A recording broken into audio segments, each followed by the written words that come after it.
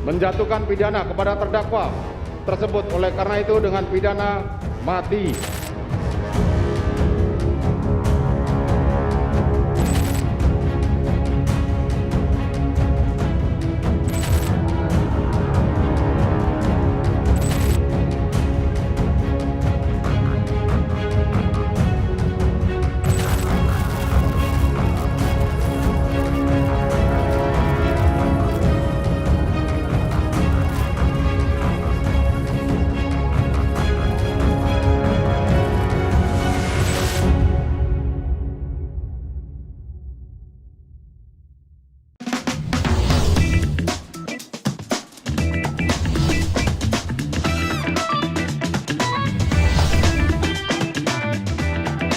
Livy on Point. Hai, balik lagi di Livy on Point, masih barengan saya Liviana Charlesa. Saudara, tadi setelah drama panjang perjalanan persidangan kasus tewasnya Brigadir Yosua, akhirnya hakim memutuskan Ferdy Sambo dijatuhi hukuman mati. Ini untuk beberapa pihak mengagetkan, tapi mungkin bagi keluarga almarhum Brigadir Yosua ini adalah sesuatu yang ditunggu-tunggu. Tapi seperti apa sebetulnya reaksi dari keluarga almarhum Brigadir Yosua? Sudah bersama saya di sini Yonatan Baskoro, ini adalah kuasa hukum dari almarhum Brigadir Yosua dan keluarganya. Ya. Hai, Mas Yo. Halo Mbak Livi. Kabar baik? Kabar baik. Ini baru banget balik dari PN tadi ya? Baru banget, tadi juga numpang ganti baju di sini. Langsung ke sini. Thank you atas waktunya. Tadi baru aja hakim kan menjatuhkan vonis hukuman mati setelah drama panjang persidangan kasus tewasnya Yosua. Ya. Ini sesuai harapan keluarga nggak? Nah, ini penting saya sampaikan. Jadi memang harapan keluarga sejak awal kalau kita memperhatikan setiap kali orang tuanya dimintai pendapat, tentu memintanya itu adalah hukuman maksimal, yaitu hukuman mati memang. Nyawa balas nyawa gitu ya? Nyawa balas nyawa, karena ya kami dari kuasa hukum tentu tidak bisa membendung itu. Karena itu keluar dari hatinya sendiri, bagaimana luapan emosi seorang ibu maupun seorang ayah yang telah kehilangan anaknya pasti ingin yang setimpal, yang tadi seperti Mbak Livi bilang, nyawa harus dibalas dengan nyawa. Kami ini fokus di pembelaan dan pejuang hak asasi manusia, Mbak. Oke. Jadi untuk hukuman mati itu sendiri sebetulnya kami tidak setuju. Karena kami itu lebih setuju dengan kehidupan dan pertobatan. Oke. Sehingga dalam hal ini ya memang putusan majelis hakim itu harus dihargai, dihormati, dilaksanakan dan dianggap benar. Maka dari itu dalam hal ini ya kita sudah mendengar putusan tadi secara bersama-sama, ya kita junjung tinggi hukum. Tapi kalau kita lihat kan bagaimanapun ini adalah harapan dari keluarga ya. Dan keluarga tadi tangis ibunya Yosua itu kemudian pecah ketika sudah divonis mati. Tapi ketika tadi persidangan ini kan panjangnya luar biasa. Luar biasa, saya tadi berdiri juga nggak luar biasa. Dari sekitar jam 10 ya. Dari jam 10 saya berdiri. Sampai sekitar jam 4-an sore sampai akhirnya hakim itu memutus untuk hukuman mati. Ini sudah terprediksi nggak sih dari tim kuasa hukum dan juga keluarga sebetulnya dari awal, dari apa yang dikemukakan hakim tadi di persidangan? Ya sebetulnya kalau kita mengikuti dari awal persidangan ya Mbak ya, kita ini seperti naik roller coaster. Kita kadang dinaikkan, kadang diturunkan, dalam artian kita melihat apa yang disampaikan oleh jaksa penuntut umum, contohnya ya, dalam uraiannya itu jelas keterlibatan dan peran masing-masing dari terdakwa ya, dalam hal ini terutama Ferdy Sambo itu sudah jelas sebagai aktor intelektual dan yang bahkan merencanakan segala macam sampai terjadinya eksekusi ini. Tetapi ketika kita mendengar tuntutan hukuman, ya Sambo hanya dituntut hukuman seumur hidup, kemudian terdakwa yang lain sangat ringan begitu. Tentu itu yang membuat kami menjadi khawatir. Karena biasanya meskipun tidak semua, putusan majelis hakim itu tidak terlalu jauh dari tuntutan jaksa penuntut umum. Bisa mungkin turun malah ya? Bisa mungkin justru turun begitu. Apalagi ketika kita melihat jaksa sempat menyatakan bahwasannya tidak ada hal yang meringankan Ferdy Sambo. Nah justru kami melihatnya itu akan diisi ruangnya oleh majelis hakim. Yang seperti telah disampaikan oleh Ferdy Sambo dalam pledoinya maupun melalui penasihat hukumnya yang menyatakan bagaimana prestasinya selama menjadi polisi, yang selalu mendapatkan penghargaan dan lain-lain begitu. Kami justru menyangkanya itu akan menjadikan dasar peringan ketika majelis hakim menimbang, ya, menimbang putusan.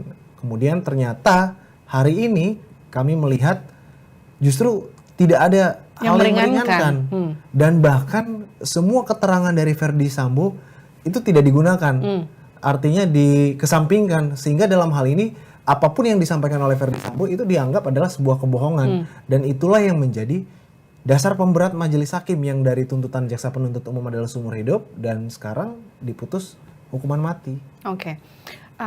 Mas Yo, aku mau flashback dikit ya. Dari kasus ini kemudian mencuat jadi sorotan sampai akhirnya kemudian Verdi Sambo dianggap sebagai mastermind dari kasus tewasnya Yosua. Sejauh ini tuh memang keluarga menaruh harapan besar kan Verdi Sambo untuk dihukum seberat-beratnya. Ya. Tapi kan dia nggak cuma seorang diri yang harus menanggung tanggung jawab atas tewasnya Yosua. Ada juga banyak terdakwa lainnya. Kalau keluarga sendiri tuh melihat posisi para terdakwa satu persatu tuh seperti apa? Oke, kita mulai dari singkat Verdi Sambo karena tadi kita sudah ulas Sudah ya. ulas. Ya, Verdi Sambo kurang lebih ya memang sudah jelas aktor intelektual dan merencanakan karena dia istilahnya adalah bosnya dan komandan dari ajudan-ajudannya, punya relasi kuasa sehingga semua melaksanakan perintah dari Verdi Sambo. Kemudian kalau kita melihat dari perannya Putri Chandrawati, kami setuju bagaimana keterlibatan Putri Chandrawati yang telah disampaikan oleh jaksa penuntut umum begitu jelas. Bahkan sejak awal mencuatnya perkara ini ataupun kejadian ini itu karena diduga ya PC ini memberitahukan sesuatu yang salah kepada Verdi Sambo sehingga itu yang menyulut emosi Verdi Sambo. Meskipun memang tadi di dalam putusan majelis hakim kalau kita mendengarkan itu motif tidak penting, tetapi yang mau saya sampaikan di sini adalah begitulah peranannya Putri. Jadi mulai dari memberikan informasi yang diduga membuat Verdi Sambo emosi, kemudian juga ikut dalam skenario Verdi Sambo dari tahapan perencanaan, eksekusi bahkan sampai perekayasaan kasus. Kemudian kalau kita kembali mengacu kepada putusan majelis hakim sore tadi untuk kuat Ricky Rizal memang turut serta di dalam bagian rencana tetapi memang bukan otak pelaku utama tetapi menjalankan perintah dari Verdi Sambo. Namun yang harus digarisbawahi mereka itu juga turut serta dalam memuluskan rencana ini sampai terjadi eksekusi. Kemudian juga dengan Richard, kalau Richard kan sudah jelas dia juga berperan di dalam melakukan eksekusi ya tetapi memang jadi perdebatan. Itu perintah jabatan atau di dalam tekanan sebagai alat begitu kan. Nah, ini yang kita masih nanti pada hari Rabu ini ya Mbak. Oke. Mas Yonatan, kan kalau kita lihat di persidangan kan dari awal Sambo, Putri, and the gang kan menyatakan Yosua itu sebagai pelaku pelecehan seksual.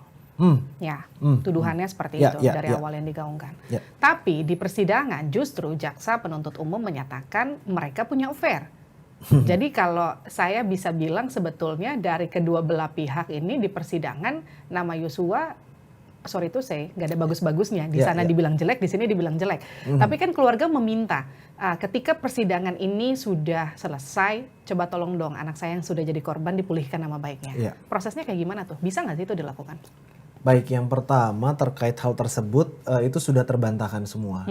Sore tadi ya, setelah sekian lama konstruksi terkait dengan pelecehan seksual, pemerkosaan, pembunuhan karakter yang menyatakan almarhum ini adalah seorang yang memiliki kepribadian ganda, kemudian sering ke klub, punya banyak perempuan, kemudian bahkan dinyatakan sudah bosan di kepolisian dan ingin resign. Nah, ini semua tadi sudah dibantah di dalam persidangan bahwasannya almarhum Yosua ini adalah pure yang merupakan korban pembunuhan. Jadi di dalam melakukan pelecehan itu tidak ada karena memang sudah tidak ada buktinya. Tidak terbukti, oke. Tidak terbukti. Kemudian dalam hal ini yang ingin disampaikan juga adalah terkait dengan pemulihan nama baik tadi pertanyaannya ya. Tadi di putusan majelis hakim juga telah memulihkan nama baik almarhum Nofriansah Yosua Huta Barat. Namun dalam hal ini ganti rugi ya harusnya ada restitusi. Ya. Restitusi itu pengembalian hak keluarga ya, ganti rugi terhadap korban. Kemudian jika dimungkinkan itu juga harusnya negara melihat bagaimana keluarga kecil ini yang telah ditinggalkan oleh seorang anak laki-laki kebanggaan dan andalan keluarga, itu harusnya negara juga turun setidaknya memberi kompensasi lah kepada keluarga almarhum sebagai bentuk wujud negara ini peduli terhadap korban pembunuhan yang dilakukan oleh mantan jenderal yang sangat berkuasa juga di Republik ini. Oke, nah sebelum aku masuk lagi soal vonisnya lebih dalam lagi, aku mau ngebahas lagi soal tadi, soal keluarga. Ada juga salah satu tuntutan keluarga nih ketika ada isu rame soal rekening Yosua yang juga sempat ditarik oleh Verdi Sambo and the Gang. Ini gimana nanti kelanjutannya? Apa yang kemudian diharapkan oleh keluarga dan langkah selanjutnya seperti apa soal itu? Baik, jadi memang terkait dengan uang almarhum yang ada di dalam rekeningnya yang sampai sekarang kita itu juga belum tahu nominalnya berapa. Nominal aslinya karena isunya banyak ya kan? Betul, karena sampai sekarang itu juga kita tidak tahu. Tetapi yang mau saya sampaikan di sini, ketika kita melihat ternyata ada uang di rekening almarhum Yosua dan itu adalah rekening atas nama Yosua, otomatis sebetulnya itu adalah milik Yosua. Tetapi di dalam perjalanannya kan sempat dikatakan bahwasannya itu adalah uang untuk operasional belanja keluarga bulanan dan lain-lain. Oke lah, silakan berkata seperti itu, tetapi buka dong rekeningnya. Berapa sih ada di rekening almarhum itu? Karena saya meyakini biarpun di rekening almarhum ini hanya ada 1 juta, ada 500.000, 2 juta, itu kan haknya almarhum. Sehingga itu harus segera dikembalikan. Dan saya berharap, kalau saya sempat ngobrol dengan keluarga sudah sempat mengusahakan dan mengupayakan supaya uang itu cair, ya. Tetapi memang tanggapan dari pihak bank adalah menunggu perkara ini selesai. Jadi kita tunggu saja Mbak ini. Ini kan artinya akan 1-2 minggu ke depan sampai selesai semua. Sampai obstruction of justice juga selesai. Betul. Oke.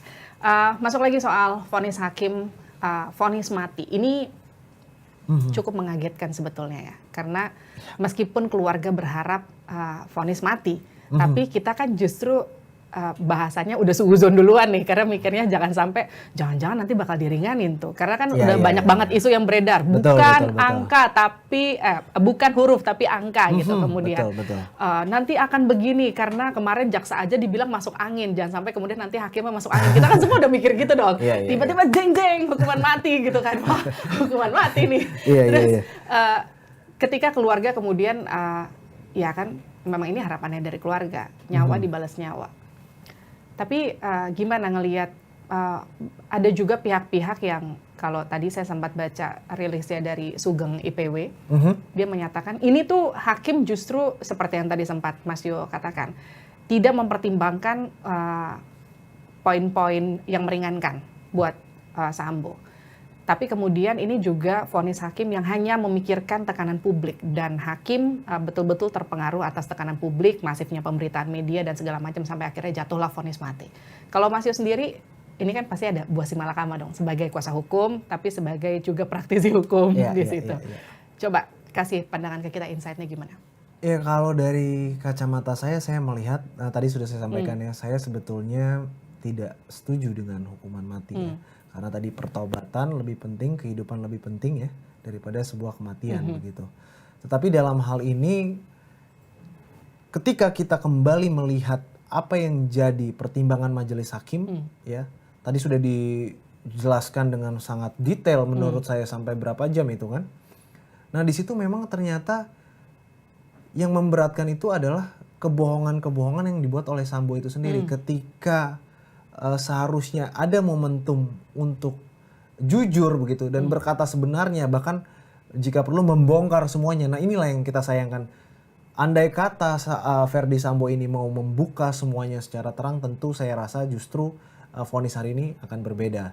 Tetapi terkait dengan apa yang Mbak Livi sampaikan, karena tekanan publik, menurut saya hakim dengan pertimbangannya itu objektif ya, sesuai dengan fakta persidangan. Dan menurut saya kalau majelis hakim ini melihat publik, ya itu juga merupakan asas yang kita anut, yaitu asas keadilan, kepastian, dan kemanfaatan hukum. Jadi bagaimana kasus yang sedang menjadi sorotan publik ini dilihat oleh masyarakat, sehingga masyarakat ini memiliki rasa kepercayaan kembali kepada penegakan hukum di Republik kita ini yang memang saat ini sedang terpuruk begitu Mbak. Jadi dalam hal ini majelis hakim tentu akan melihat ke depan dan juga melihat kemanfaatannya di dalam masyarakat seperti apa. Tapi menurut saya itu bukan poin terutama majelis hakim dalam memutus perkara ini.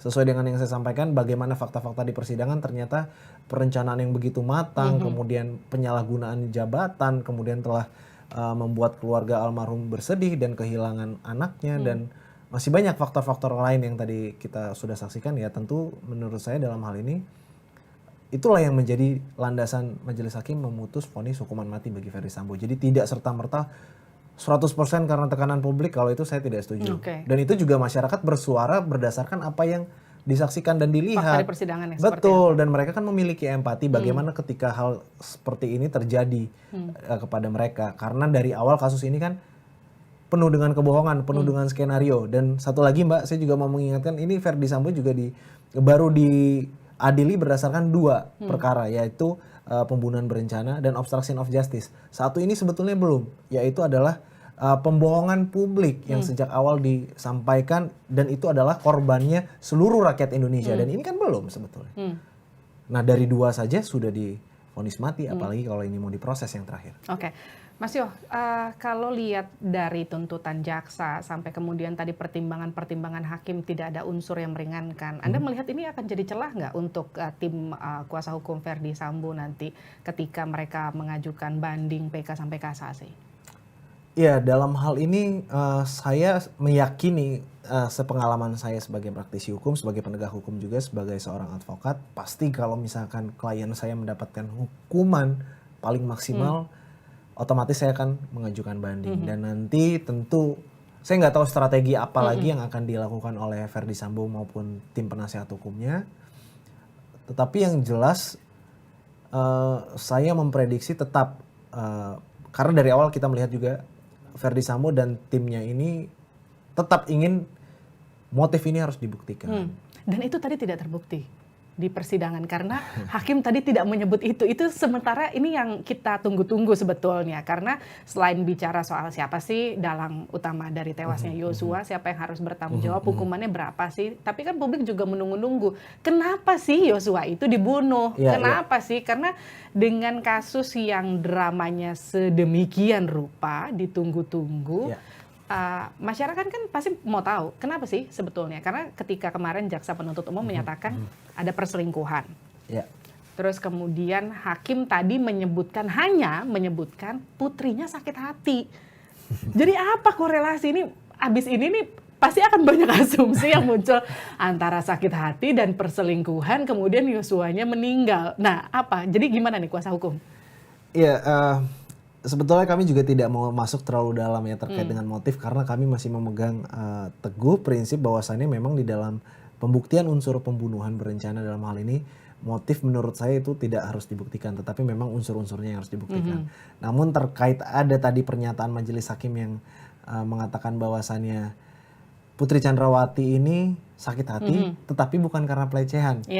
Nah dalam hal ini seharusnya jaksa penuntut umum dan majelis hakim yang menggali lebih dalam lagi. Setuju dong kalau harusnya ini dibuka aja ke publik, karena kan ibaratnya kalau masyarakat tuh nontonnya gemes, pil aja lah, saya udah nungguin dari jam 10 pagi nih sampai sore. Benar-benar apa sih motifnya sebetulnya sampai harus dibunuh sedemikian sadis loh, karena saya bisa bilang itu sadis banget, karena kalau memang betul di situ seperti apa yang kemudian sempat disebutkan di persidangan bahwa Ferdy Sambo diduga ikut menembak, katakanlah seperti itu. Itu kan artinya emosinya luar biasa dari seorang Ferdy Sambo sampai kemudian melakukan itu. Sampai kemudian ini terjadi, seorang katakanlah jenderal bintang 2 yang harusnya punya perhitungan matang, paling tidak kita semua kan di awal-awal kasus ini, ya udahlah kalau memang Ferdy Sambo yang bunuh, tapi kok ceroboh banget gitu. Berarti kan dia emosi banget gitu. Terus kemudian sekarang di spill-nya cuma putri sakit hati, jaksa bilang ini isunya perselingkuhan gitu. Gimana sih sebetulnya? Nah itulah, itu juga yang jadi pertanyaan kami, kenapa sih anak dari klien kami, keluarga almarhum itu sampai dibunuh dengan keji seperti ini. Padahal kan kami tahu anak kami ini adalah anak yang baik, taat sama orang tua, apalagi atasan begitu, kemudian selama ini juga hubungannya baik-baik dengan keluarga Ferdy Sambo dan Putri Chandrawati, sehingga itulah yang menjadi pertanyaan besar keluarga bahkan publik, sebetulnya ada apa? Kalau memang mau mencari motif atau yang melandasi hal ini terjadi, ya seharusnya kemarin di dalam persidangan kan banyak pun disebut-sebut yang katanya ada wanita menangis lah di rumah bangka, kemudian rekening juga belum dikembalikan semua. Nah itu seharusnya kalau memang serius mau menggali, coba galinya dari segala sisi. Namun kan hal tersebut tidak dilakukan karena saya di sini juga melihatnya jaksa penuntut umum dan majelis hakim sepertinya memang fokus pada pembuktian unsur Pembunuhan 340-nya ya? aja. Pembunuhan Begitu, berencana saya ya? rasa begitu Mbak. Mas Yo, tapi artinya gini, kalau ngelihat kasusnya kan udah mau selesai nih, ya meskipun masih akan ada banding, Ya, PK ya. dan kasasi ke depan, tapi paling nggak persidangan sampai vonis itu udah selesai. Ya. Masih perlu nggak sih, kalau lagi-lagi aku tanya, masih perlu nggak atau memang ini udah case close, kasusnya selesai, udah tinggal nanti kita lihat bagaimana banding PK dan kasasinya. Masih perlu nggak sih motif itu kemudian dijelaskan agar tidak blunder? Karena setelah ini kan pasti akan muncul lagi nih asumsi-asumsi, karena nggak dijelaskan sampai akhir. Ya kalau misalkan asumsi-asumsi tersebut kita tidak bisa ngerem. Karena bagaimanapun kan keluarga pengen nama baiknya kan pulih dong. Betul. Berarti harus ada sesuatu yang betul-betul dijelaskan kenapa sih bisa begitu. Iya betul. Nah itu tadi. Jadi memang asumsi-asumsi itu kan biasanya muncul dari publik ya. Kita nggak bisa ngerem publik mau ngomong A, B, C, D begitu ya. Tetapi tidak apa-apa. Itu kebebasan berpendapat setiap individu. Namun dalam hal ini sekarang keluarga itu lebih fokus bagaimana keadilan bisa didapatkan. Jadi dalam hal ini apapun itu motifnya keluarga tetap kekeh. Sudah terbukti juga melalui putusan majelis hakim ternyata memang pelecehan perkosaan itu tidak ada. Gitu ya. Jadi dikatakan dalam hal ingin betul-betul mencari apa sih yang membuat Verdi Sambo dan kawan-kawan ini tega melakukan hal tersebut kepada Yosua. Nah itu juga kami dorong sebetulnya.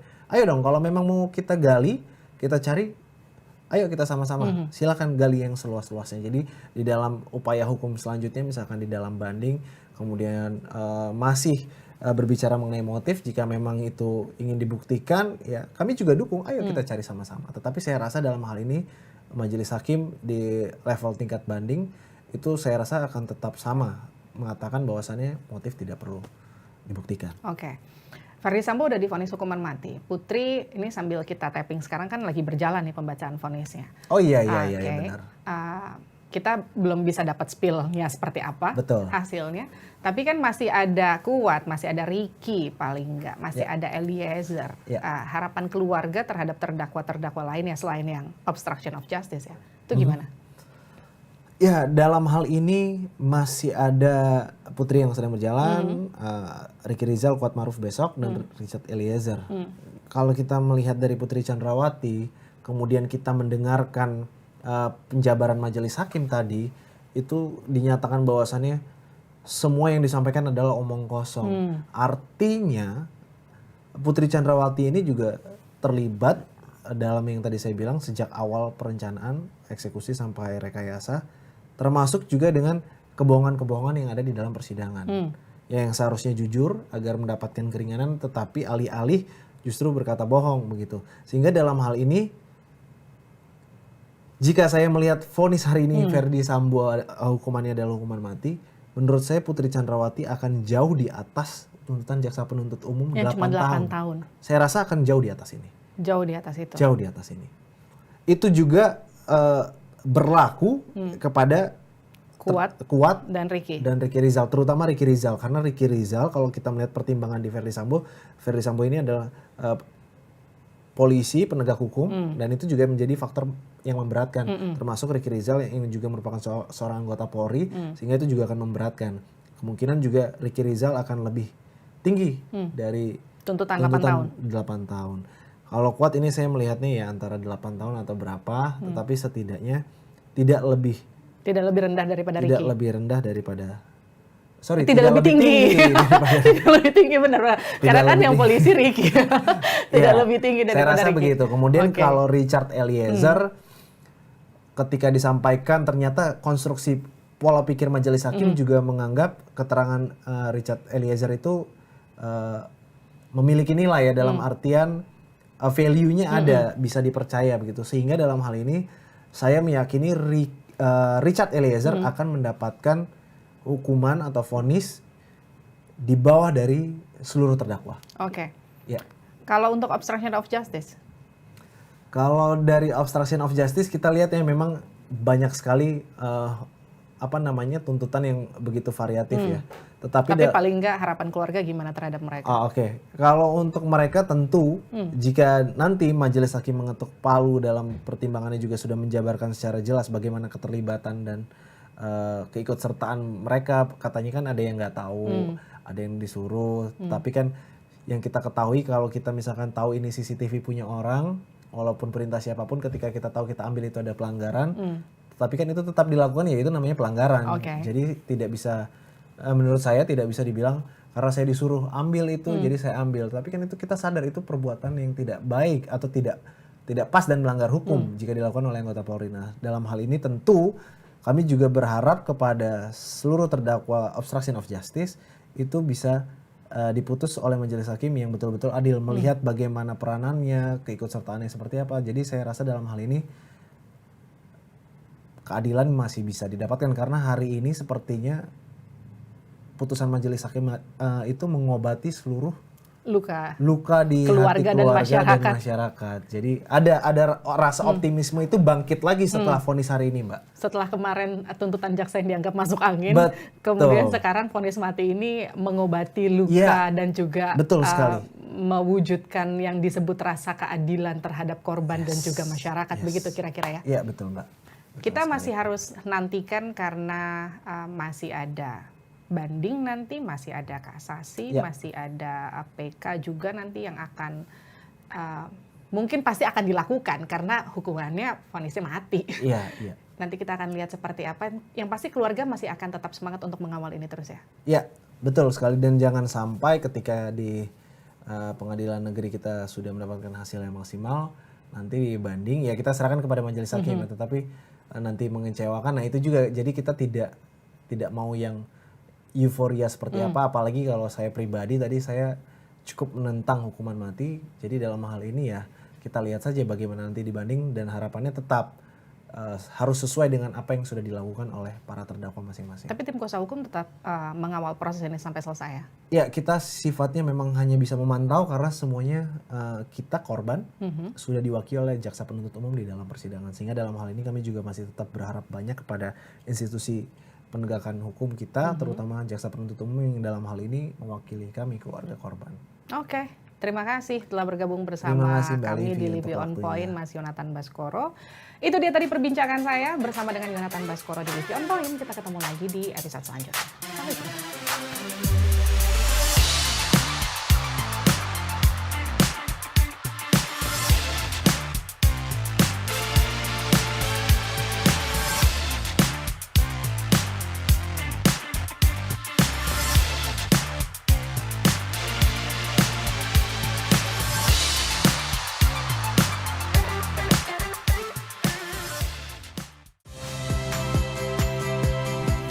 Saya Liviana Cerlisa. Saksikan program-program Kompas TV di siaran digital, pay TV, dan media streaming lainnya.